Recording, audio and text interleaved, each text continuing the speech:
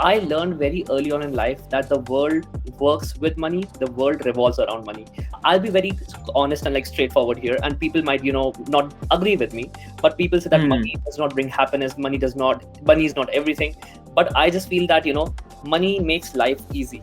Money makes me very Hmm. happy. As simple as that. And you might Hmm. call me money minded, and I am very money minded. It's all math and calculation in my head all the very time. I just feel that, being rich and being wealthy is like a very different thing. A lot of people have this misconception that being rich and being wealthy is the same thing. What I feel is that making good money and having money is being rich, but making good money, having that money, and keeping that money for generations, and at the same Hmm. time getting that freedom from the money which you earn, the freedom of time, the freedom of doing anything, that is being wealthy.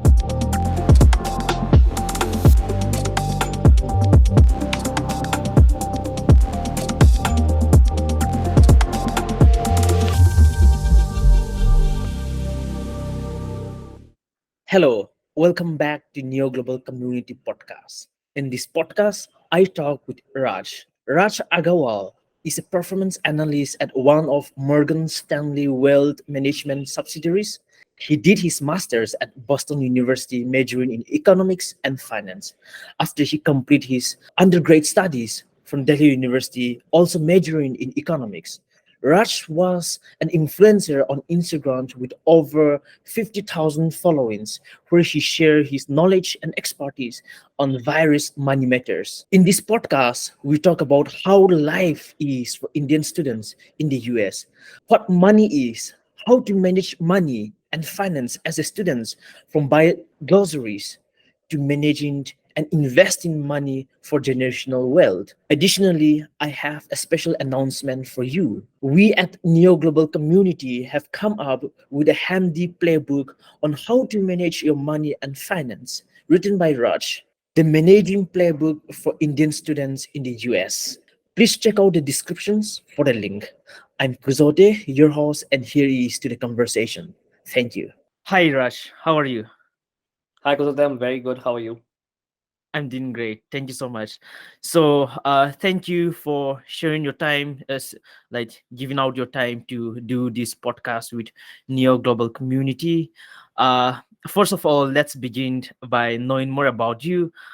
Would you mind telling the listeners about you, what you do? Yeah, sure, why not? Thank you so much for having me, first of all. And secondly, yeah, about me, a little bit about me. So right now I'm speaking live from Denver, Colorado in the US. It's like 9 in the night here. And I have recently moved here from Boston. So I did my master's in the US at Boston University. I majored in economics and finance. And right now I moved to Denver for a full-time position at one of the subsidiaries of Morgan Stanley into wealth management. So we are basically hardcore into wealth management, managing money for people, their retirement money, and like all sort of like money needs they do have for short term and both long term. So I did my undergrad in back home in India. I'm originally from Agra, but I went to Delhi University and I did eco honors from there. So that's Mhm. pretty much it about me. I'm like a finance enthusiast, and I'm like really really excited to be here and share my information, share my knowledge with you guys. Great, amazing.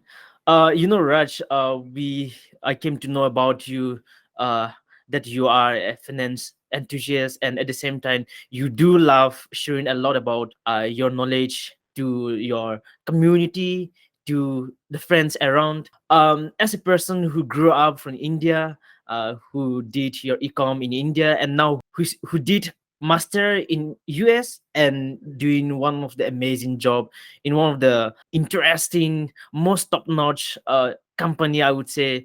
I want to understand how is life difference for you in India and there in US. I just feel that the exposure here is like really next level, because you interact with people from around the world. There are so many people here Hmm. from different countries. They all bring something unique to the table. For example, somebody is bringing like unique experience. Somebody is bringing like some sort of specific knowledge. Somebody is bringing some sort of different culture. While in India, yeah, we do are a very big nation, which like a lot of cultures. But again, if you say Hmm. work in Gurgaon or if you say work in Mumbai, you are still like surrounded by almost people from the same culture and same background.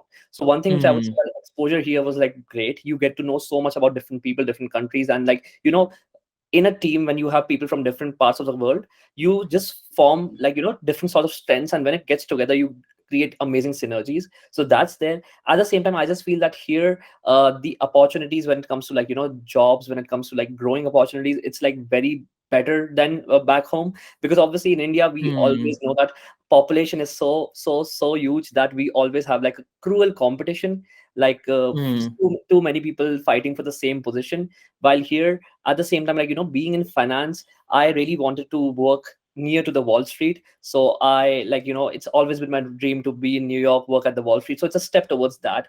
And all these big firms like Morgan Stanley, Goldman Sachs, Deutsche Bank, they all have like big businesses, big offices in here in the US, at Wall Street and mm. across the US. So yeah, it's been like really different and really great for me since like past almost 2 years now. Interesting, interesting. So, Raj, you transitions recently from student life to corporate life. You started working.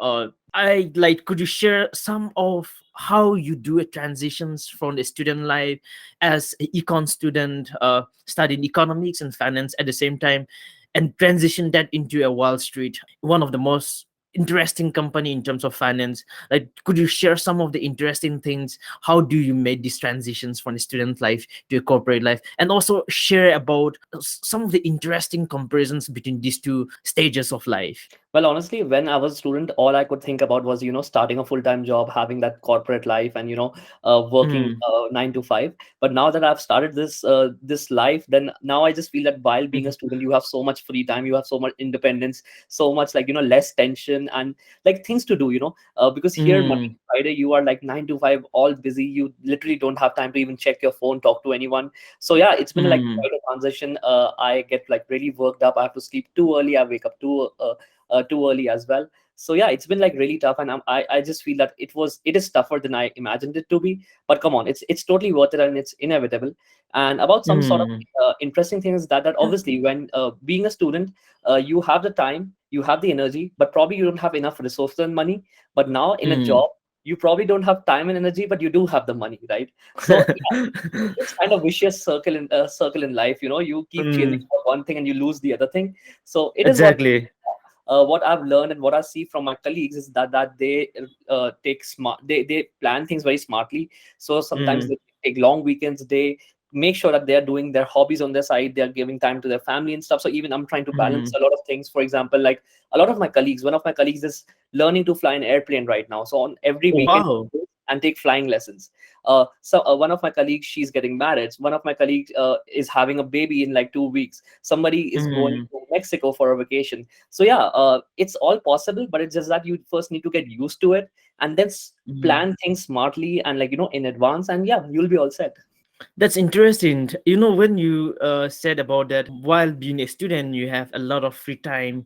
You do have time to do some of the leisure or hobbies.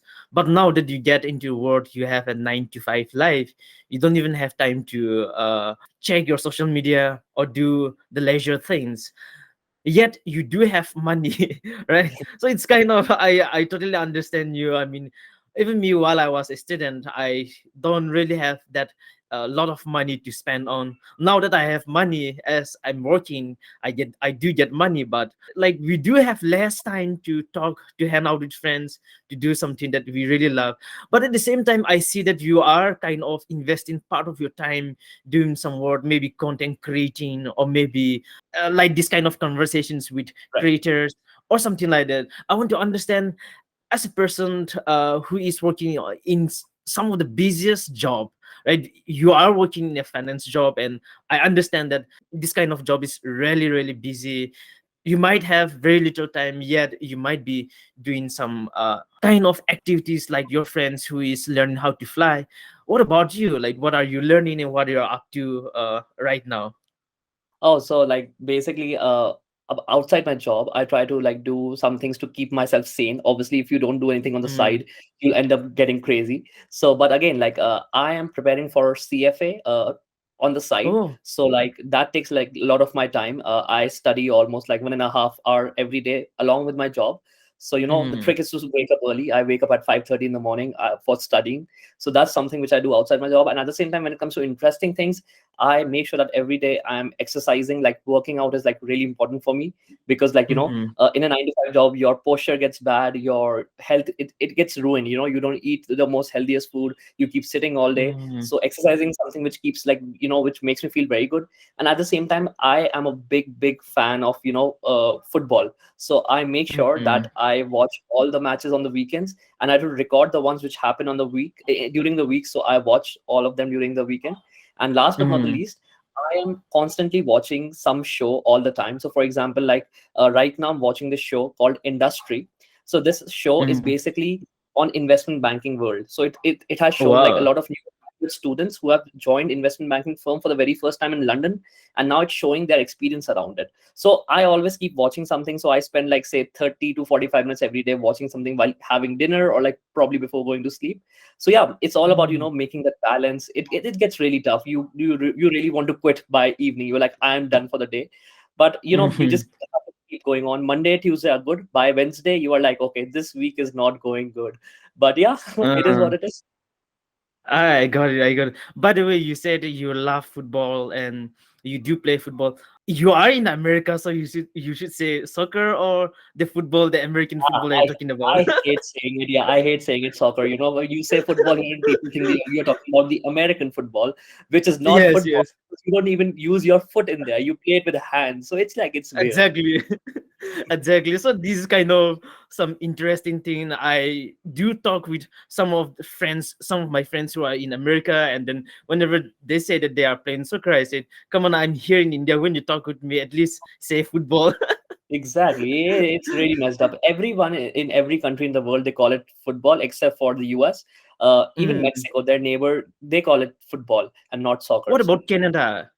I guess Canada calls it soccer probably, but again, Oh. it's majorly in the US.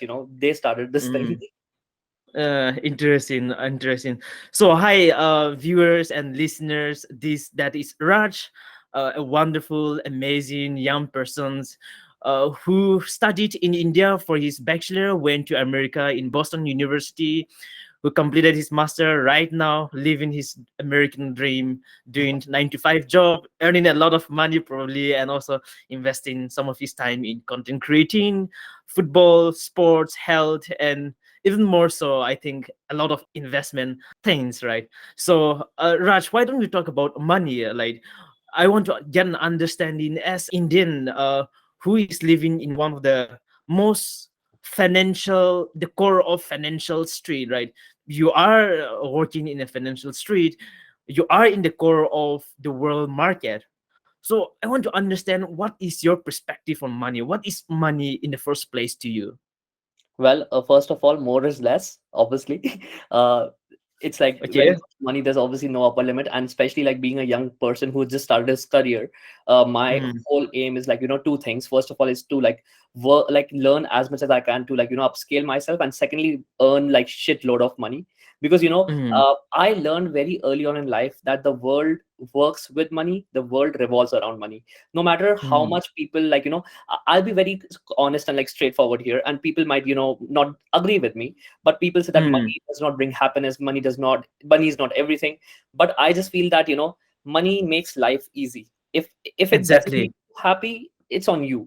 Money makes me very Mm, happy, as simple as that. And you might mm, call me money minded, and I am very money minded. It's all math and calculation in my head all the very time. So, but yeah, mm, I just feel that uh, being rich and being wealthy is like a very different thing. A lot of people have this misconception that being rich and being wealthy is the same thing. But mm, what I feel is that making good money and having money is being rich. But making good money, having that money, and keeping that money for generations, and at the same time mm, getting that freedom from the money which you earn, the freedom of time, the freedom of doing anything, that is being wealthy. So my mm. aim is not to become rich, my aim is to become wealthy. So that's my relationship with money. Interesting. And I'm trying to, like, move towards there. It's a long journey which I just started, probably like 10, 20, 30, 40 years. But yeah, Mm, it's like really good to have clear things in your head.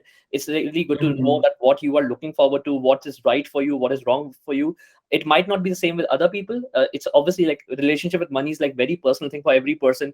It depends upon your family, your background, your upbringing. So exactly. for me it's like a very hard relationship with money. Like it's a very very important factor for me. I value it as a real person. I give my time, energy, and like everything to it. And I just know that money as a power, which which brings like a lot of privilege with itself. It makes life easy, Mm, makes life comfortable. And no matter how much people like disgust money, I just love it. interesting. So I think it's all about mindset, if we look at our country, India, majority of the population are still in middle class.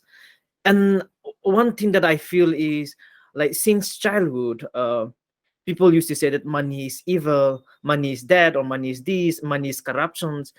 People say so many things, but I think it's only because our parents, or say the teachers in schools or in universities, they teach the wrong mindset or the wrong conceptions about money. People, like, in schools we don't talk about enough about money, we don't talk enough about investments, we don't talk about savings also, right? Yeah, of course we do talk about algebra, we do talk about chemical equations and all those, like, science, mathematics, but we do talk very less about money. And I feel that is one of the reasons why most of the middle class Indian struggle with money. And I really love that quote. So many people says that money is evil and money can't bring you happiness, but it's much more better to cry in a Lamborghini, right? Than to like cry in a bus. So I totally get that part. And then one thing what I want to understand from you again is, how do you come out with this mindset that money is not only about the richness, but money, if we see in the right way, it can be we can think of as wealth, generational wealth, or we can think of as a kind of a mindset, not thinking of about its market value or something like that, but having that money bring us a positive mindset, give us somehow add a layer into our life that may be the factor of our happiness, something like that, right? I want to get an understanding of how you get that mindset and how a persons can move to that kind of mindset. I just feel that this is like really personal. Like, it's majorly from my upbringing as well. Like, coming from a business class family, the dinner table Mm, talk since my childhood has been like around money, interest, compounding. Like, I learned very early that, like they say in Hindi, paise se paisa banta hai, which means that from money you can make more mm, money. So exactly. and so that's where I like got my foundation from, that you need money to make more money.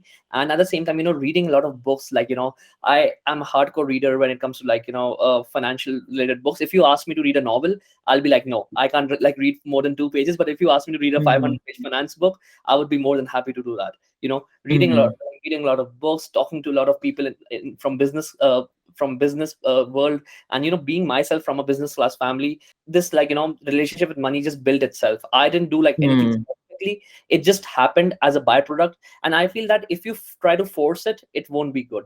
It's better to mm, keep it like natural, like just go towards the right direction, go towards like being knowledgeable, try to be more aware what exactly happens in the real world, how businesses work, what's the financial sector is like, and your relationship with money will keep growing. And at the same time, it's not mm, for everyone. So for example, like I treat money as like say number one, but there might be people for whom the money probably would be third or fourth in the list, and that's completely mm, okay.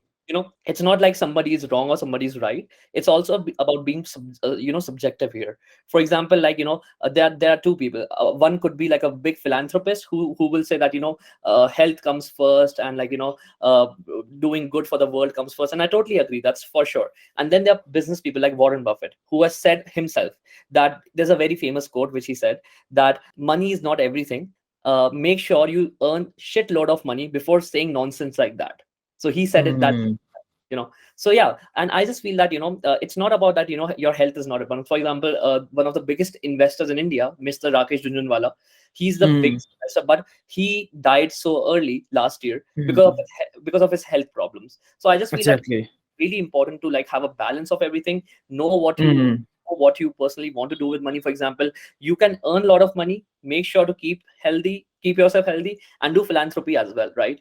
So it's all about just being aware of your surroundings, being aware of what you personally feel. And it's also about the kick. Making money gives me a very good kick. It makes me confident, it gives me like optimism, and gives me confidence to like work harder, right? So mm. it just happens, it just happens. I never forced it. Interesting, interesting. So even me, I also read a lot of books. Of course, I do read a lot of novel at the same time. I do love to read economics book.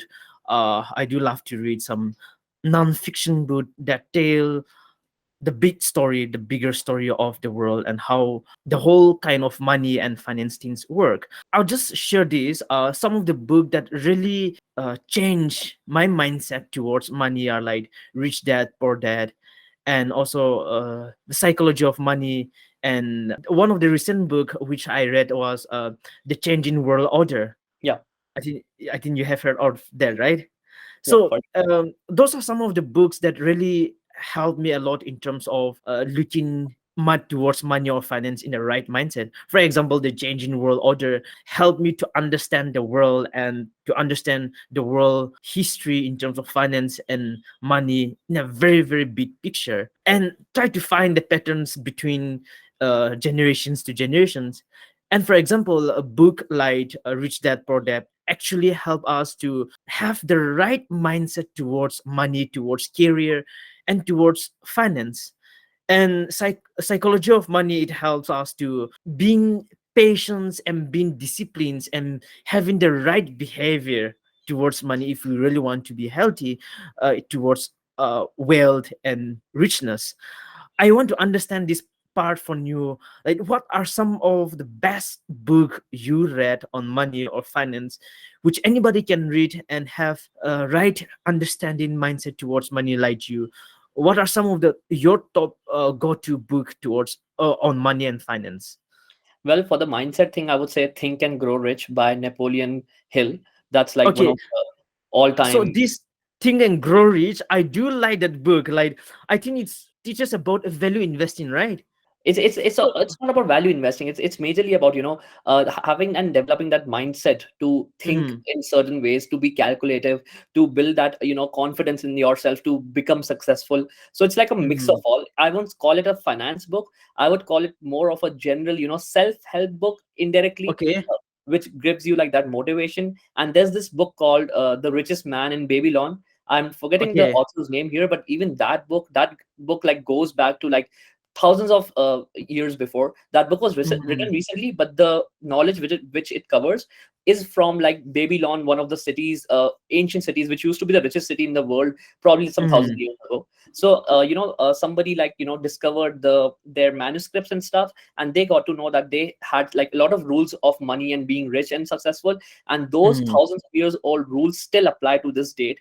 And so interesting, Oh, reading that book, the way they have like narrated that book through stories and like the lessons in indirectly. So I really like that book for like mindset again. And mm, the best ones, obviously, you mentioned Rich Dad Poor Dad. That is one of my favorite books, and in fact that was the first finance book I ever read. And mm, once I completed it, I couldn't stop. I just kept going on from that book to book to book. So yeah, mm, and Psychology of Money by Morgan Housel, pretty good, like amazing. It's like a beautiful book. Like it's anybody could read that. It's like for beginners. You don't need to know the F in finance, you don't need to know anything about finance or money, and still you can navigate your way through that book. So yeah, these four books are like really good. At the same time, I'm like a big fan of using YouTube for like financial knowledge.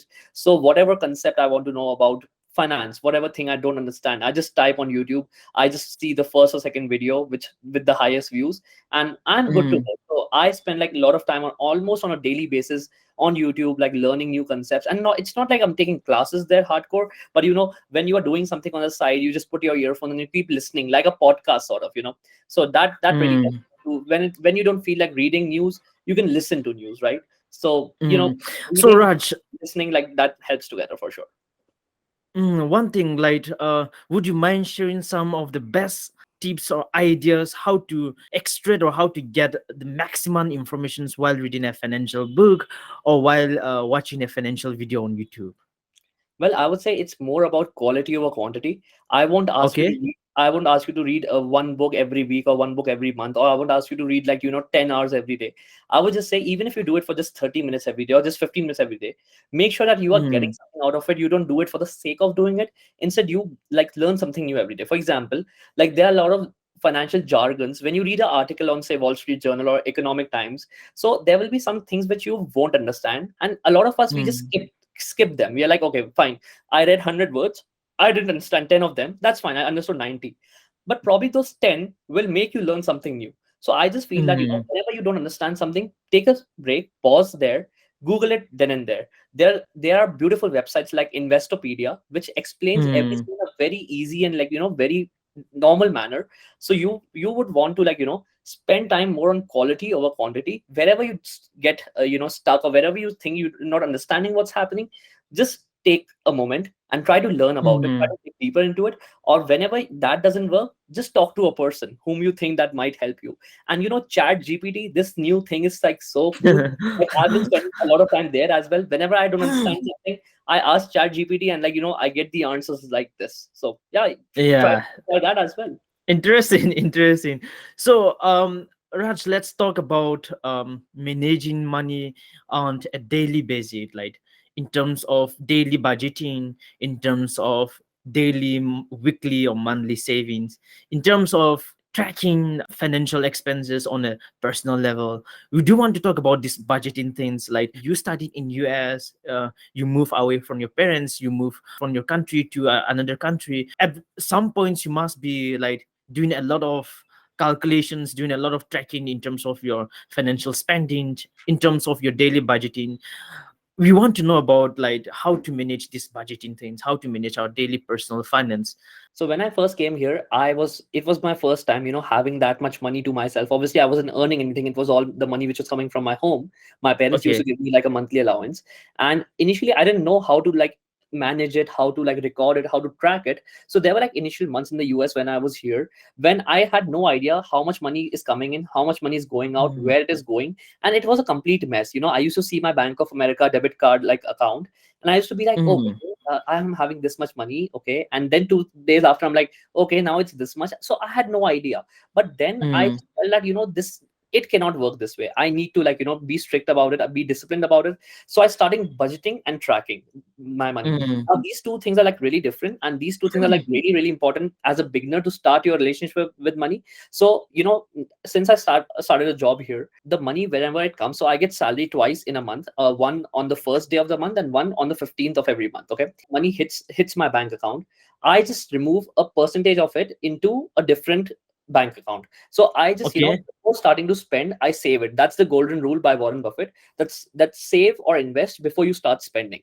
So I guess that's Mm, one thing which is like really, really important, that you budget that money out first and foremost before you start spend. Now the money which is left, try to live with that. And trust me, it is doable. Luxury has no upper limit. I just feel that luxury has no upper limit. So you have to live mm, below your means, and I live way below my means. You have to be frugal. You don't have to be a miser. You don't have to be a cheap person, or you don't have to be uncomfortable. Make sure that your basic needs are met, but at the same time be mm, frugal. Think long term, think for future, and at the same time just live below your means. So yeah, about budgeting, you always know that how much is your rent, how much is your fixed expenses. So you have to make buckets. For example, like that, hey, 40% of my money goes in rent, 20% of it goes in my utilities, so 20% is going in saving. So I would just say that every beginning of every month, try to see that what you did last month and what better can you do this month. So this is majorly about mm, budgeting, that create buckets for your money, and always make sure that you have a big and decent bucket for saving and investing if you like. And about tracking your expenses, it's really simple, and trust me, that gives you a power over your money. Like I feel really confident, and I feel really powerful when I know that, hey, my money is going in here, here, and here, and this much money I have left. This much money is left. mm, So I would just say that open a basic Excel file, a Google sheet, and just make headers. Like I have a basic Excel file which is named expenses for every month, and I have headers like, groceries, eating outside, like random expenses, transportation, rent, and I have some basic formulas which totals that up. And there you go, that's it. Like even if I spend $1 anywhere, I make sure that at the end of the day I do an entry there. And that's how I can, compare that last month I spent this much, this month I spent this much, and that makes me better as a, financial person, that hey, last month I spent too much eating outside, this month I need to control myself. So that's like Mm. golden trick, and anybody can do it. It's like not at all complicated. Interesting. Like that's some kind of very actionable. Any person can actually practice those kind of actions, like directly, right? So it's really, really interesting. I think even for me, I personally do a lot of like tracking my expenses, but I majorly track. I don't like track on an individual level items, but I do track on the bigger bucket, right? Like investment, rent, or say allocating some few of the money into travels or into the needs that I need to meet, and then the ones that I want to attain, something like that. Like, I mean, that's one way how any great persons who have great mentality towards money would have been managing that way. That's really interesting. So can we talk about credit card? How, what's your view on having a credit card? Because there are some people who says they would, when they have money, why do I have to take someone else money, spend on credit? Like, there are some people that says that way, while there are some people that says, hey, if I can spend on credit, why do I have to spend my own money, like in that way, right? So we want to talk about this credit and credit card overall. Okay, so I just feel that credit card is one of the biggest and the strongest financial tool ever created. I personally feel that, and Okay. even like growing up, I heard myself that hey, credit card is like, it can make you poor. It is like very bad to use a credit card. Never take a credit card. I've heard all those like, bad things about credit card as well. But when I Mm, started using it myself, when I learned that what exactly are the dynamics behind a credit card, right now at this point, I don't spend even a single dollar out of my debit card or cash. I spend every single penny from a credit card. I make sure to do that. Like I make sure to do that. And right now I have four credit cards. And people might think, hey, this guy is gonna go broke. But no, credit cards can actually make you very poor. They can make you like literally go broke. But at the same time, if you use them wisely, if you use them mm, correctly, they can be the best decision and the best, financial tool ever you have ever experienced. So I just feel like, mm, first of all, try to understand that what exactly is a credit card. Once you know what exactly is a credit card, then try to see that how you can leverage that credit card for your own benefit. So for example, like, mm, why I have four credit cards. Two reasons. First of all, you get more credit limit, so I have more liquidity every month, and the mm, more credit limit I have, the lesser I spend. For example, if I have say $1,000 credit limit and my expenses are mm, $400, then I'm spending 40%.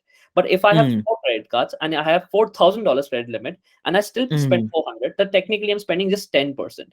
So the lower I mm. spend, the better it is for my credit score. Okay. And Oh. second, why I have four credit cards is that every credit card has some sort of feature in it with some sort of special benefit in it. For example, Mm, I have made a list that hey, I'm gonna buy groceries from this credit card, I'm gonna pay rent mm. from this credit card, I'm gonna book airline tickets from this credit card, because every credit card gives me some sort of benefit, some sort of extra cashback if I use it in a particular way or at a Yes. particular use case. So that's also like really smart. And at the end of the month, I save like at least 50-60 dollars every month just by using credit card, like getting cashbacks. So that's like free money. And at the same time, you don't have to pay back that money for 50 or sometimes 60 days. So that's great that Mm, you are earning some interest on your bank account as well.